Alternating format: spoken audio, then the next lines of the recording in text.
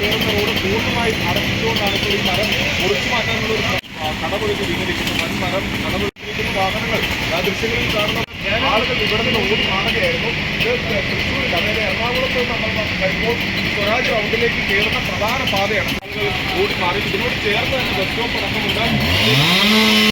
ഇവിടെ ഉണ്ടായിരുന്ന ആ സമയത്ത് ഇവിടെ ഉണ്ടായിരുന്ന ഒരാൾ ഓടി മാറുകയും ചെയ്തു. അതിനാലാണ് വലിയ ദുരന്തം. ഓട്ടോറിക്ഷകളിൽ ആളുണ്ടായിരുന്നില്ല.